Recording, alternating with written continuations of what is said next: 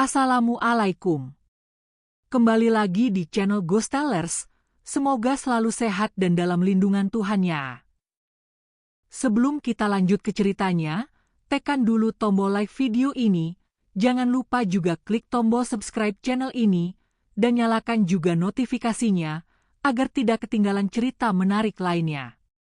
Dan seperti apa untuk kisah kali ini, langsung saja kita masuk ke ceritanya. Sekitar tahun Masehi 1652, di sebuah wilayah yang subur di pedalaman Jawa Timur, terbentang desa Sidomulyo. Namanya berarti kemakmuran yang sejati, dan desa ini memang hidup dalam damai. Sejak zaman leluhur, Sidomulyo diberkati dengan tanah subur yang menghasilkan panen melimpah, air jernih dari sungai yang mengalir deras, dan masyarakat yang hidup rukun. Namun, di balik kedamaian itu, ada satu aturan tak tertulis yang dijunjung tinggi oleh setiap penduduk: jangan pernah memasuki hutan Wengker. Hutan itu, yang terletak di perbatasan desa, adalah sebuah labirin pohon jati raksasa dan semak-semak lebat yang selalu diselimuti kabut tebal, bahkan di siang hari. Pemimpin Sidomulyo adalah seorang pemuda bernama Prawira yang baru saja menggantikan ayahnya. Berusia 25 tahun, Prawira adalah sosok yang cerdas dan berjiwa modern. Dibandingkan para tetua desa yang masih percaya pada mitos dan tahayul, Prawira lebih mengutamakan logika dan akal sehat. Ia bermimpi membawa Sidomulyo menjadi desa yang maju, dengan irigasi yang lebih baik dan teknologi pertanian yang efisien. Prawira seringkali berselisih pendapat dengan Mbah Suro, tetua adat yang paling dihormati. Mbah Suro, dengan rambut putih dan tatapan mata yang tajam, adalah penjaga sejarah dan tradisi desa. Ia selalu mengingatkan Prawira akan bahaya melupakan sejarah. "Prawira, jangan meremehkan apa yang sudah ada sejak zaman leluhur," kata Mbah Suro suatu sore, saat Prawira membicarakan rencananya membangun jembatan baru yang akan melintasi hutan Wengker. Hutan itu punya penjaga, dan penjaga itu tidak menyukai orang-orang yang mengganggunya. Prawira hanya tersenyum sopan. "Mbah, penjaga hutan itu hanyalah cerita untuk menakut-nakuti anak-anak. Kita harus berpikir logis. Hutan itu menyimpan banyak kayu jati, bisa kita gunakan untuk membangun jembatan." "Kau salah, Prawira," jawab Mbah Suro. Suaranya kini terdengar serius. "Bukan sekadar cerita. Itu adalah sejarah yang pahit. Jangan memaksakan kehendakmu." Di tengah perbedaan pendapat ini, ada seorang gadis muda bernama Sari. Ia adalah sepupu Prawira, seorang gadis dengan hati yang lembut dan mata yang selalu memancarkan kekhawatiran. Sari adalah yang pertama kali menyadari ada sesuatu yang tidak beres. Ia melihat hewan ternak di desa mulai sakit-sakitan tanpa sebab yang jelas. Burung-burung yang biasanya berkicau merdu, kini jarang terdengar. Bahkan anak-anak di desa, yang biasanya bermain dengan riang, kini sering terlihat murung. "Mas Prawira, sepertinya desa kita sedang tidak baik-baik saja," bisik Sari suatu malam saat mereka duduk di teras rumah. Prawira mencoba menenangkannya. "Mungkin hanya pergantian musim, Sari. Sebentar lagi pasti akan membaik." Namun, di dalam hatinya, Prawira merasa tidak tenang. Ia melihat kekhawatiran di mata Sari. Ia melihat kerutan di dahi Mbah Suro. Dan ia mulai menyadari bahwa kedamaian di desa mereka tidaklah sekuat yang ia pikir. Sesuatu yang gelap dan dingin, seolah-olah mulai merayap keluar dari kedalaman hutan Wengker. Kekhawatiran Sari ternyata bukan sekadar perasaan. Suatu pagi, penduduk desa dibuat gempar oleh sebuah penemuan mengerikan. Pak Karta, seorang petani yang dikenal suka mencari kayu bakar di pinggir hutan, meski sudah diperingatkan berulang kali, ditemukan tewas. Tubuhnya tidak tergeletak di jalan atau sawah, melainkan ditemukan menggantung di salah satu dahan pohon jati yang paling tua dan besar di tepi hutan Wengker. Wajahnya pucat, matanya melotot, dan yang paling aneh, ada bekas sayatan yang rapi di dadanya, seolah-olah sebuah ritual telah dilakukan. Tidak ada darah yang menetes ke tanah. Penduduk Sidomulyo segera berkumpul, wajah-wajah mereka dipenuhi ketakutan. Mereka mulai berbisik-bisik. Itu pasti ulah penjaga hutan, bisik seorang petani. Aku sudah bilang, jangan pernah mendekati hutan Wengker. Mbah Suro datang, dan saat melihat pemandangan itu, ia menghela napas panjang. Tatapannya sedih, penuh penyesalan. Aku sudah mengingatkannya, bisik Mbah Suro kepada Prawira yang berdiri di sampingnya dengan wajah tegang. Ini adalah isyarat. Sebuah peringatan. Prawira, meskipun hatinya berdebar, tetap berusaha berpikir rasional. Ini pasti ulah penjahat, Mbah. Ada orang yang sengaja membunuh Pakarta untuk membuat kita takut. Aku akan membentuk tim pencari untuk menyelidiki, katanya, mencoba menenangkan warga. Namun, tidak ada yang mendengarkannya. Mereka sudah terlalu takut. Beberapa orang bahkan mulai menyebutkan nama-nama terlarang yang pernah mereka dengar dari cerita-cerita kuno. Altar kuno. Darah tumbal. Sang iblis purwa. Bisik mereka, nama-nama yang selama ini hanya menjadi dongeng pengantar tidur kini terasa begitu nyata dan mengerikan. Prawira tidak percaya. Baginya, itu hanyalah tahayul. Namun, ia tidak bisa mengabaikan fakta. Kematian Pakarta adalah nyata, dan luka di dadanya tidak seperti luka yang dibuat oleh manusia biasa. Luka itu terlalu bersih, terlalu rapi. Prawira memerintahkan beberapa pemuda untuk menurunkan jasad Pakarta dan membawanya ke rumah duka, sementara ia kembali ke rumahnya mencoba berpikir jernih. Di rumah, Sari menunggunya. Wajahnya pucat dan matanya berkaca-kaca. Mas Prawira, tolong dengarkan kata Mbah Suro, pintanya, suaranya bergetar. Hutan itu benar-benar terkutuk. Jangan mencoba mendekatinya. Aku tidak percaya tahayul, Sari, jawab Prawira, meskipun suaranya tidak lagi sekeras sebelumnya. Aku adalah pemimpin desa. Aku harus melindungi mereka. Di tengah malam itu, Prawira tidak bisa tidur. Ia terus memikirkan luka di dada Pakarta. Ia terus memikirkan bisikan-bisikan warga yang menyebutkan nama-nama terlarang. Ia tahu, ia harus melakukan sesuatu. Ia harus membuktikan bahwa ia bisa melindungi desanya. Ia tidak tahu bahwa ia akan memasuki sebuah kegelapan yang jauh lebih dalam dari yang pernah ia bayangkan. Kematian Pakarta ternyata hanyalah awal dari mimpi buruk yang lebih besar. Beberapa hari kemudian, 2 orang petani muda yang sedang menggembala kambing di pinggir hutan juga menghilang tanpa jejak. Pencarian besar-besaran dilakukan, melibatkan hampir seluruh laki-laki dewasa di desa, termasuk Prawira sendiri. Mereka menyisir setiap jengkal pinggiran hutan, memanggil-manggil nama petani yang hilang, namun yang mereka temukan hanyalah sepasang sandal yang robek dan sebuah caping yang tergeletak di tanah yang gembur. Tidak ada jejak kaki, tidak ada bekas perlawanan, tidak ada setetes pun darah. Mereka menghilang seolah-olah ditelan bumi. Desa Sidomulyo yang tadinya damai, kini diselimuti ketakutan. Suara tawa anak-anak yang biasanya riang, kini digantikan oleh keheningan yang mencekam. Para ibu-ibu melarang anak-anak mereka bermain di luar rumah setelah matahari terbenam. Pintu-pintu rumah dikunci rapat, dan api unggun dinyalakan di setiap sudut desa untuk mengusir kegelapan.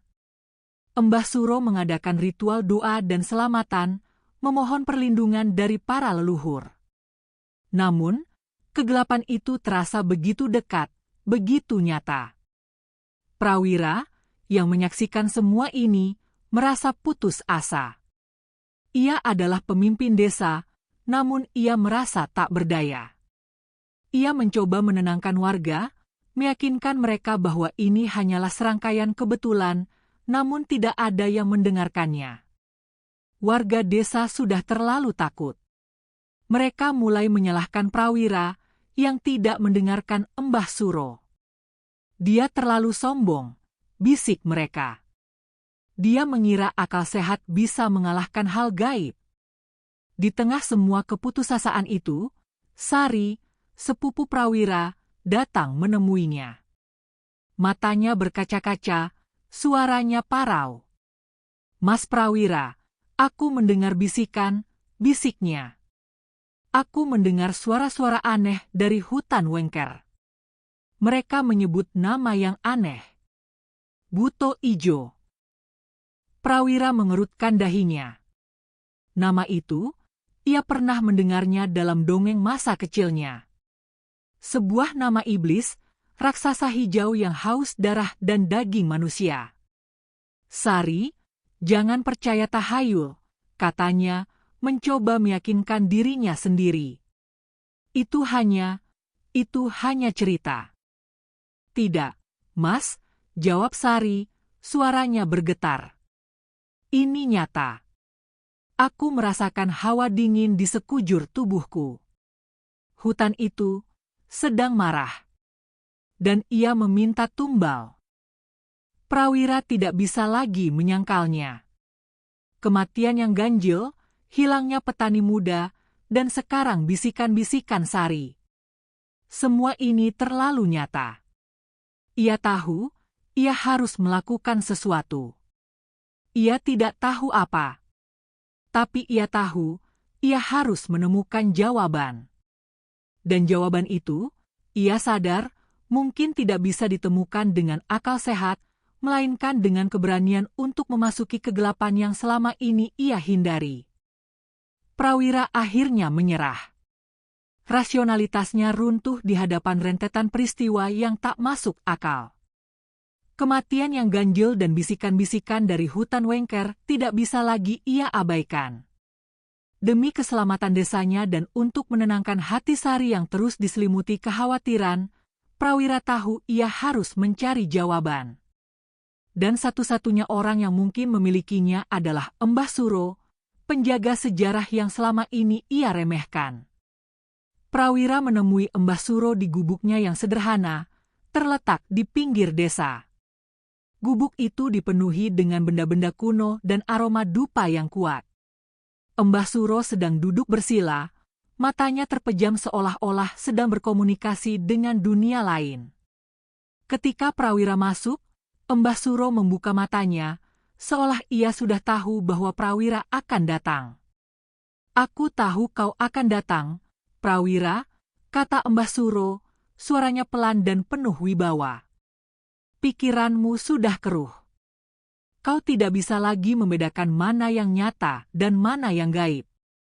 Itu yang kau butuhkan sekarang." Prawira duduk di depannya, menunduk. "Embah, ceritakan semuanya. Apa yang terjadi dengan hutan itu? Apa yang dimaksud dengan altar kuno?" Embah Suro menghela napas panjang. Ia mulai bercerita, suaranya membawa Prawira kembali ke masa lalu. Ratusan tahun lalu, sebelum desa ini bernama Sidomulyo, leluhur kita hidup dalam kemiskinan dan kelaparan. Panen selalu gagal, dan penyakit merajalela. Pada saat itu, ada seorang tetua yang terobsesi dengan kekuasaan dan kemakmuran. Ia masuk ke hutan Wengker, mencari jalan pintas. Ia menemukan sebuah altar, sebuah tempat yang dijaga oleh iblis kuno. Iblis itu berjanji akan memberikan kemakmuran kepada desa, asalkan mereka mau memberikan tumbal. Tumbal itu adalah manusia. Prawira terkejut. "Jadi, desa kita pernah melakukan pesugihan?"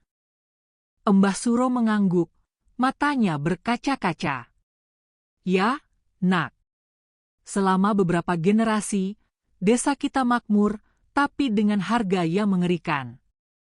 Setiap tahun, seorang pemuda atau seorang gadis akan menghilang, dan jasadnya akan ditemukan di hutan Wengker, di dekat altar. Leluhur kita menyembunyikan sejarah ini, melarang siapapun untuk mendekati hutan Wengker, agar kutukan itu tidak terulang. Mereka percaya, jika kita melupakan sejarah, kita akan dihantui oleh masa lalu. Prawira merasa mual. Ia tidak menyangka, desa yang ia pimpin memiliki sejarah yang begitu gelap. Ia melihat ke arah Mbah Suro, dan ia tahu, ia harus melakukan sesuatu. Ia tidak bisa membiarkan sejarah itu terulang. Ia harus mengakhiri kutukan itu. Hati Prawira terasa hancur setelah mendengar cerita Mbah Suro. Ia tidak menyangka, desa yang ia pimpin memiliki sejarah yang begitu gelap. Ia merasa marah, ia merasa sedih. Ia merasa, ia harus melakukan sesuatu. Ia tidak bisa membiarkan sejarah itu terulang. Ia harus mengakhiri kutukan itu. Prawira menemui Mbah Suro, dan ia berkata, "Aku harus mengakhiri ini, Mbah. Aku akan masuk ke hutan Wengker, dan aku akan menghancurkan altar itu." Mbah Suro menggelengkan kepalanya. "Jangan, Nak. Itu bukan cara yang benar," bisiknya, suaranya parau. "Altar itu tidak bisa dihancurkan. Itu adalah peninggalan leluhur. Jika kamu menghancurkannya, kamu akan memicu kemarahan iblis." Prawira tidak mendengarkannya. Ia terlalu terobsesi. Ia tidak bisa lagi berpikir jernih. Ia hanya bisa berpikir tentang cara mengakhiri kutukan itu. Ia hanya bisa berpikir tentang cara melindungi desanya. "Aku akan melakukannya, Mbah," katanya, suaranya dipenuhi tekad. "Aku akan membuktikan bahwa akal sehat bisa mengalahkan hal gaib." Mbah Suro hanya bisa menghela napas. Ia tahu, Prawira terlalu sombong. Ia tahu, Prawira terlalu bodoh. Ia tahu, Prawira akan gagal. Prawira kembali ke desa, dan ia mengumpulkan beberapa pemuda. Mereka adalah pemuda yang percaya padanya, pemuda yang percaya bahwa akal sehat bisa mengalahkan hal gaib. "Kita akan masuk ke hutan Wengker," kata Prawira, suaranya dipenuhi tekad. "Kita akan menemukan altar itu, dan kita akan menghancurkannya." Pemuda-pemuda itu mengangguk, wajah mereka dipenuhi ketakutan, namun mereka tetap percaya pada Prawira. Mereka tidak tahu bahwa mereka akan memasuki neraka. Mereka tidak tahu bahwa mereka tidak akan pernah kembali. Di tengah malam, Prawira dan rombongannya berangkat. Mereka memasuki hutan Wengker, dan mereka menyadari hutan itu tidaklah seperti yang mereka bayangkan. Hutan itu gelap, hutan itu dingin, dan di dalamnya ada sesuatu yang mengerikan. Prawira dan rombongannya melangkah masuk ke dalam hutan Wengker. Udara di luar yang tadinya segar, kini berganti menjadi dingin dan lembab. Kabut tebal yang menyelimuti hutan membuat jarak pandang mereka terbatas, dan sinar obor yang mereka bawa seolah tertelan oleh kegelapan. Tidak ada suara hewan, tidak ada kicauan burung, hanya keheningan yang mencekam dan suara langkah kaki mereka sendiri di atas tumpukan daun kering. "Rasanya aneh, Mas," bisik Agus, salah satu pemuda yang ikut. Wajahnya pucat, matanya terus melirik ke segala arah. Seperti ada yang memperhatikan kita. Prawira mencoba menepis ketakutan itu. "Itu hanya perasaanmu, Gus. Hutan ini memang lebat, jadi wajar jika kita merasa begitu." Namun, tidak lama kemudian, mereka mulai menemukan hal-hal aneh. Di batang-batang pohon jati raksasa, terukir simbol-simbol kuno yang tidak mereka kenali. ukiran itu terlihat baru, seolah-olah baru saja dibuat. Semakin dalam mereka melangkah, semakin banyak simbol yang mereka temukan. Mereka membentuk sebuah pola, sebuah jejak yang seolah-olah sengaja dibuat untuk memandu mereka. Ini bukan buatan manusia, bisik Joko, pemuda lainnya. Suaranya bergetar. Ini adalah jejak iblis. Prawira merasakan jantungnya berdegup kencang. Ia tahu mereka tidak bisa kembali. Mereka telah melangkah terlalu jauh. Ia melihat ke arah rombongannya, dan ia menyadari mereka juga takut. Mereka ingin kembali, namun mereka tidak bisa. Mereka telah terperangkap di dalam hutan yang terkutuk ini. Kita harus melanjutkan, kata Prawira, suaranya dipenuhi tekad.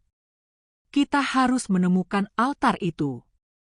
Kita harus mengakhiri semua ini. Mereka terus melangkah, mengikuti jejak itu. Jejak yang seolah-olah dibuat oleh iblis untuk memandu mereka ke arah neraka. Keheningan di dalam hutan Wengker pecah oleh suara jeritan yang memilukan. Suara itu bukan milik binatang, melainkan suara manusia. Agus, pemuda yang paling penakut, tiba-tiba menghilang dari rombongan. Prawira dan yang lainnya panik. Mereka mencari Agus, memanggil-manggil namanya, namun tidak ada jawaban. Setelah beberapa saat, mereka menemukan Agus. Jasadnya tergantung di dahan pohon, sama seperti Pakarta. Wajahnya pucat, matanya melotot, dan di dadanya ada bekas sayatan yang rapi. Namun, ada yang berbeda. Di dadanya, ada sebuah simbol yang terukir, simbol yang sama dengan yang mereka temukan di batang-batang pohon. Prawira merasa mual. Ia tahu, ia telah melakukan kesalahan. Ia tahu, ia tidak seharusnya berada di sini. Ia melihat ke arah rombongannya. Wajah mereka pucat, mata mereka dipenuhi ketakutan. Mereka ingin kembali. Mereka ingin lari.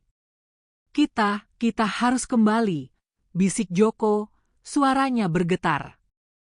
Ini bukan ulah manusia.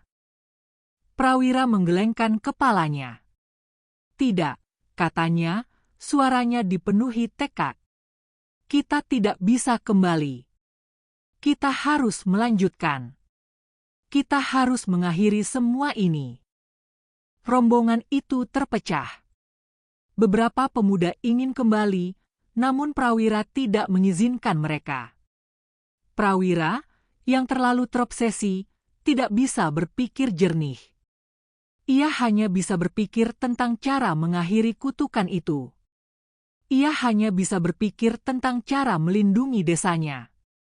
Namun, di tengah semua keputusasaan itu, Prawira menemukan sesuatu yang aneh. Di tanah, ada jejak kaki. Bukan jejak kaki manusia, melainkan jejak kaki raksasa. Jejak kaki itu mengarah ke dalam hutan. Ketakutan menyebar di antara rombongan yang tersisa. Wajah mereka pucat, dan napas mereka memburu. Setelah menyaksikan kematian Agus yang mengerikan, mereka tidak lagi percaya pada kata-kata Prawira. Mereka ingin kembali, namun Prawira, yang kini terobsesi, tidak mengizinkan. Ia hanya bisa berpikir tentang cara mengakhiri kutukan itu. Ia tidak menyadari bahwa ia telah jatuh ke dalam perangkap yang dibuat oleh iblis. Ini adalah jejak iblis, bisik salah satu pemuda, suaranya bergetar. Dia sedang menunggu kita. Prawira tidak mendengarkannya. Ia hanya terus melangkah, mengikuti jejak itu. Jejak kaki raksasa itu mengarah ke dalam hutan yang semakin gelap dan semakin dalam. Udara terasa semakin dingin, dan kabut semakin tebal. Tiba-tiba, Prawira melihat cahaya di kejauhan.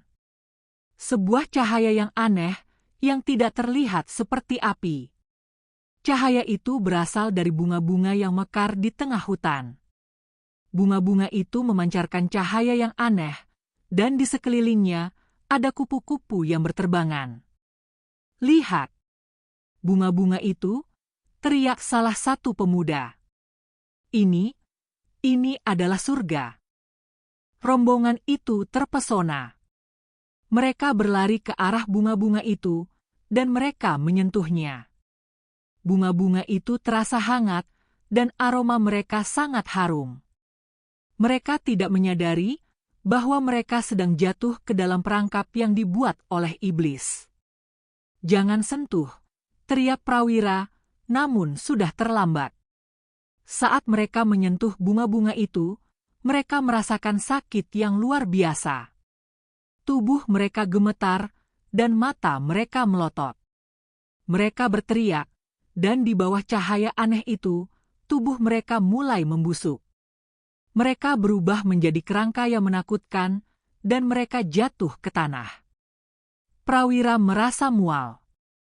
Ia melihat ke arah rombongannya, dan ia menyadari ia telah kehilangan mereka. Ia telah kehilangan semua orang yang ia cintai. Ia telah kehilangan segalanya. Prawira berdiri sendiri di tengah hutan, dikelilingi oleh kerangka-kerangka yang membusuk dari teman-temannya. Udara terasa dingin, dan bau busuk yang kuat menyengat hidungnya. Ia merasa putus asa, ia merasa takut. Namun, di dalam hatinya, ada sesuatu yang mendorongnya untuk melanjutkan. Ia tahu, ia harus melanjutkan. Ia harus mengakhiri semua ini. Ia berjalan ke depan, dan ia melihat sebuah altar. Sebuah altar yang sangat besar, terbuat dari batu hitam yang telah berlumuran darah. Darah itu terlihat segar, seolah-olah baru saja menetes. Di sekitar altar, ada simbol-simbol kuno yang terukir di atasnya. Simbol-simbol yang sama dengan yang mereka temukan di batang-batang pohon. Prawira merasakan hawa dingin yang menusuk. Ia berjalan ke arah altar, dan ia menyentuhnya. Altar itu terasa dingin, sedingin es. Prawira merasakan energi yang sangat kuat, energi yang sangat gelap. Ia tahu, altar itu adalah tempat yang dikutuk. Altar itu adalah tempat di mana iblis itu berada. "Kau datang juga, Prawira?" Sebuah suara terdengar di dalam kepalanya. Suara itu begitu lembut, namun sangat menyeramkan. "Aku sudah menunggumu." Prawira terkejut. Ia melihat ke sekeliling, namun tidak ada siapapun. Ia tahu, suara itu berasal dari dalam kepalanya. Suara itu berasal dari iblis. "Aku bisa memberikanmu segalanya," bisik iblis itu. "Aku bisa mengembalikan teman-temanmu. Aku bisa mengembalikan desa yang makmur. Aku bisa memberikanmu kekuasaan." Prawira tidak menjawab. Ia hanya berdiri diam, menatap altar itu. Ia tahu, iblis itu sedang memujinya. Ia tahu, iblis itu sedang mencoba memancingnya. Ia tahu, ia tidak bisa menyerah. Prawira berdiri di depan altar, terhuyung-huyung oleh godaan yang dilemparkan oleh iblis. Suara iblis itu tidak berasal dari luar, melainkan dari dalam kepalanya, seolah-olah ia telah menjadi bagian dari dirinya. Suara itu begitu lembut, begitu meyakinkan, namun Prawira tahu, itu adalah suara iblis. "Kau bisa menjadi penguasa, Prawira," bisik iblis itu. "Kau bisa menyelamatkan desamu. Kau bisa mengembalikan mereka yang kau cintai." Prawira melihat ke belakang, ke arah kerangka-kerangka dari teman-temannya yang tergeletak di tanah. Air matanya mengalir. Ia tahu, ia telah gagal. Ia telah gagal melindungi mereka. "Aku bisa mengembalikan mereka," bisik iblis itu, seolah-olah membaca pikirannya. Kau hanya perlu memberikan dirimu. Kau hanya perlu menjadi tumbal. Prawira terdiam. Ia tidak tahu apa yang harus ia lakukan. Ia tidak ingin menjadi tumbal. Ia tidak ingin menjadi budak iblis. Tapi, ia juga tidak ingin kehilangan desanya. Ia tidak ingin melihat desanya hancur. Tiba-tiba, suara lain terdengar di dalam kepalanya. Suara itu begitu lembut, begitu penuh kasih sayang. Suara itu adalah suara Sari. Mas Prawira, jangan. Bisiknya. Jangan menyerah. Jangan biarkan iblis itu menang. Prawira terkejut. Ia melihat ke sekeliling, namun tidak ada siapapun. Ia tahu, suara itu berasal dari dalam dirinya. Suara itu adalah suara harapan, suara yang mengingatkannya pada cinta yang ia miliki. Kau bisa memilih, Prawira, bisik iblis itu, suaranya kini terdengar marah. Kau bisa memilih untuk menjadi pahlawan yang tidak pernah ada, atau menjadi penguasa yang akan hidup selamanya. Prawira tidak menjawab. Ia hanya berdiri diam, di antara suara iblis dan suara Sari. Ia tahu, ia harus memilih. Ia tahu, ia harus membuat keputusan. Keputusan yang akan menentukan nasibnya, nasib desanya, dan nasib iblis itu. Bisikan iblis itu semakin kuat, merasuki pikiran Prawira. Godaan kekuasaan dan janji untuk mengembalikan teman-temannya terasa begitu nyata. Prawira terhuyung, ia nyaris menyerah. Namun, ia teringat wajah Sari, sepupunya yang penuh kekhawatiran. Wajahnya yang damai, suaranya yang lembut, adalah satu-satunya hal yang mampu melawan kegelapan yang menyelimutinya. Tiba-tiba, ia mendengar suara aneh di belakangnya. Suara itu bukan suara manusia, melainkan suara auman yang mengerikan. Prawira menoleh, dan ia melihat teman-temannya yang telah meninggal, kini berdiri di belakangnya.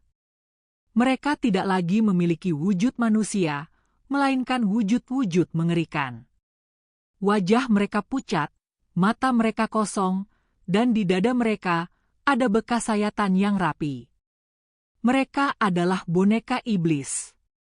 Serahkan dirimu, Prawira, bisik mereka, suara mereka serak dan dingin. Jadilah tumbal, dan kami akan kembali. Prawira merasa putus asa. Ia tahu, ia harus melawan mereka. Ia tahu, ia tidak bisa membiarkan mereka menjadi budak iblis. Ia memegang pedangnya, dan ia bersiap untuk melawan mereka. Namun, ia tidak tahu bahwa ia akan melawan orang-orang yang ia cintai. Jangan, Mas Prawira, bisik Sari, suaranya yang lembut kini terasa begitu dekat. Jangan menyerah pada mereka. Kau lebih kuat dari ini. Prawira memejamkan matanya. Ia tahu, Sari benar. Ia harus melawan. Ia harus membuktikan bahwa ia bisa mengalahkan iblis. Ia membuka matanya, dan ia mulai melawan. Ia tidak tahu bahwa ia akan melawan orang-orang yang ia cintai. Ia tidak tahu bahwa ia akan membunuh teman-temannya. Pertarungan itu adalah sebuah mimpi buruk. Prawira tidak melawan iblis, melainkan melawan teman-temannya sendiri yang kini telah menjadi boneka iblis. Wajah mereka yang tadinya penuh tawa dan persahabatan, kini dipenuhi dengan kebencian dan kegilaan. Mereka menyerang Prawira dengan membabi buta, menggunakan tangan kosong dan senjata seadanya. Prawira mencoba menghindari mereka, ia mencoba untuk tidak melukai mereka. Namun, ia tidak bisa. Ini bukan mereka, bisik Prawira, suaranya parau. Ia melihat mata teman-temannya yang kosong, dan ia menyadari mereka tidak lagi memiliki jiwa. Jiwa mereka telah diambil oleh iblis. Bunuh dia, bisik iblis itu, suaranya terdengar di dalam kepala mereka. Bunuh dia, dan kau akan menjadi yang terkuat. Prawira tidak punya pilihan. Ia harus melawan. Ia harus membunuh teman-temannya. Ia tidak tahu bahwa ia akan membunuh orang-orang yang ia cintai. Ia memegang pedangnya, dan ia mulai melawan. Satu persatu, teman-temannya jatuh. Wajah mereka yang tadinya dipenuhi kebencian, kini kembali menjadi wajah-wajah yang damai. Prawira merasakan air matanya mengalir. Ia tidak menangis karena ia telah membunuh mereka. Ia menangis karena ia tahu ia telah gagal. Ia telah gagal melindungi mereka. Ketika semua teman-temannya telah mati, Prawira berdiri sendiri, dikelilingi oleh mayat-mayat. Altar itu terasa lebih gelap, lebih dingin. Prawira merasakan hawa dingin yang menusuk. Ia melihat ke arah altar, dan ia menyadari altar itu kini terlihat lebih besar. Di atasnya, sebuah cahaya aneh bersinar. Kau menang, Prawira, bisik iblis itu, suaranya kini terdengar tenang. Kau telah membuktikan bahwa kau adalah yang terkuat. Kau telah membuktikan bahwa kau pantas menjadi tumbal. Prawira terkejut. Ia tidak menyangka. Ia tidak menyangka ia adalah tumbal yang dicari iblis. Ia tidak menyangka ia telah jatuh ke dalam perangkap iblis. Prawira merasa putus asa. Ia berdiri di depan altar, dikelilingi oleh mayat-mayat dari teman-temannya. Ia telah gagal. Ia telah jatuh ke dalam perangkap iblis. Ia adalah tumbal yang dicari iblis. Ia tidak tahu ia harus melakukan apa. Kau tidak bisa lari, Prawira, bisik iblis itu, suaranya terdengar di dalam kepalanya. Kau adalah milikku. Kau adalah tumbal yang paling sempurna. Kau akan memberiku kekuatan yang tak terbatas. Prawira melihat ke arah altar, dan ia melihat sebuah lubang kecil di bawahnya. Lubang itu tidak terlihat. Ia harus membungkuk untuk melihatnya. Di dalamnya, ada sebuah gulungan kecil yang terlihat tua dan usang. Jangan sentuh, teriak iblis itu, suaranya terdengar marah. Itu adalah tipuan. Prawira tidak mendengarkannya. Ia tahu, ia harus mengambil gulungan itu. Ia tahu, gulungan itu adalah satu-satunya harapan yang tersisa. Ia mengambil gulungan itu, dan ia membukanya. Di dalamnya, ada sebuah tulisan kuno yang tidak bisa ia baca. Namun, ada sebuah gambar. Gambar itu adalah gambar seorang pria yang sedang berdoa. Di sekelilingnya, ada simbol-simbol kuno. Prawira terkejut. Ia tahu, gulungan itu adalah sebuah ritual. Ritual yang bisa mengalahkan iblis. Ia tahu, ia tidak harus menjadi tumbal. Ia harus menjadi pahlawan. Kau tidak bisa mengalahkanku, teriak iblis itu, suaranya terdengar marah. Aku adalah iblis yang paling kuat. Kau tidak bisa mengalahkanku. Prawira tidak menjawab. Ia hanya terus membaca gulungan itu. Ia tahu, ia harus melakukannya. Ia harus membuktikan bahwa akal sehat bisa mengalahkan hal gaib. Prawira membaca tulisan kuno di gulungan itu. Ia tidak mengerti bahasanya, namun ia memahami maknanya. Ritual itu bukanlah ritual pemujaan, melainkan ritual pengusiran. Itu adalah ritual yang menggunakan kekuatan alam dan doa-doa kuno untuk mengusir iblis dari altar. Kau tidak bisa mengalahkanku, teriak iblis itu, suaranya terdengar marah. Aku adalah iblis yang paling kuat. Kau tidak bisa mengalahkanku. Prawira tidak menjawab. Ia hanya terus membaca gulungan itu. Ia tahu, ia harus melakukannya. Ia harus membuktikan bahwa akal sehat bisa mengalahkan hal gaib. Ia memejamkan matanya, dan ia mulai berdoa. Ia berdoa untuk desa yang ia cintai. Ia berdoa untuk teman-temannya yang telah meninggal. Ia berdoa untuk dirinya sendiri. Ketika ia membuka matanya, ia melihat altar itu bersinar. Bukan dengan cahaya gelap, melainkan dengan cahaya terang. Cahaya itu begitu kuat, begitu terang, sehingga membuat iblis itu menjerit.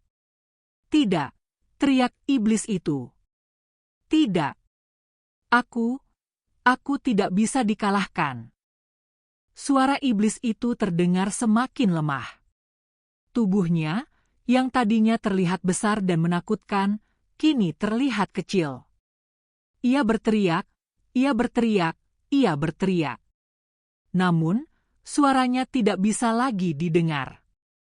Ia telah menghilang. Altar itu, yang tadinya terlihat gelap dan menakutkan, kini terlihat bersih dan suci. Darah-darah yang mengalir di atasnya telah mengering, dan simbol-simbol kuno yang terukir di atasnya telah menghilang. Prawira merasa lega. Ia telah berhasil. Ia telah mengalahkan iblis. Ia telah mengakhiri kutukan itu. Namun, di dalam hatinya, ia merasa sedih. Ia tidak bisa lagi mengembalikan teman-temannya. Ia tidak bisa lagi mengembalikan desa yang damai. Ia hanya bisa hidup dengan kenangan yang pahit. Prawira kembali ke desa, wajahnya pucat, matanya dipenuhi dengan kesedihan. Ia tidak membawa kemenangan, melainkan kekalahan. Ia tidak membawa teman-temannya kembali, ia hanya membawa kabar buruk. Desa yang tadinya diselimuti ketakutan, kini diselimuti kesedihan.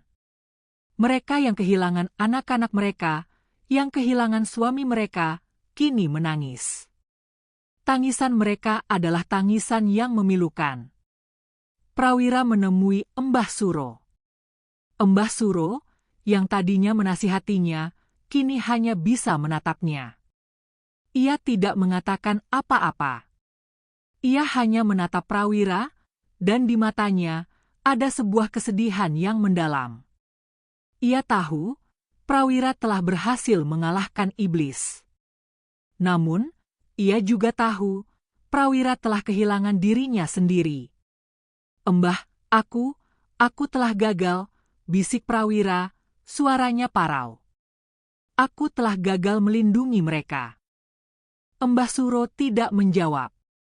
Ia hanya bisa memeluk Prawira, dan ia menangis. Ia menangis karena ia tahu Prawira telah belajar dari kesalahannya. Ia menangis karena ia tahu Prawira telah menjadi lebih bijaksana. Mulai dari hari itu, Prawira tidak lagi menjadi kepala desa yang sombong. Ia menjadi kepala desa yang bijaksana. Ia belajar dari Embah Suro, ia belajar dari leluhur. Ia tidak lagi mengutamakan akal sehat. Ia mengutamakan kebijaksanaan. Ia mengutamakan sejarah. Di malam hari, Prawira akan duduk di depan rumahnya, memandang ke arah hutan Wengker. Hutan yang tadinya terlihat gelap dan menakutkan, kini terlihat damai. Namun, di dalam hatinya, ia tahu ia tidak akan pernah bisa melupakan apa yang terjadi. Ia tidak akan pernah bisa melupakan teman-temannya. Ia tidak akan pernah bisa melupakan pengorbanan mereka. Ia tidak akan pernah bisa melupakan kesedihan yang ia rasakan. Dan di dalam dirinya, sebuah suara berbisik. Bukan suara iblis, melainkan suara Sari. "Mas Prawira, Kau adalah pahlawan, bisiknya. Kau telah menyelamatkan kami. Prawira tersenyum. Senyum yang tidak sampai ke matanya. Ia tahu, ia telah berhasil. Ia telah menyelamatkan desanya. Ia telah mengakhiri kutukan itu. Namun, di dalam dirinya, ia tahu, ia akan selalu hidup dengan penyesalan. Penyesalan yang tidak akan pernah bisa hilang.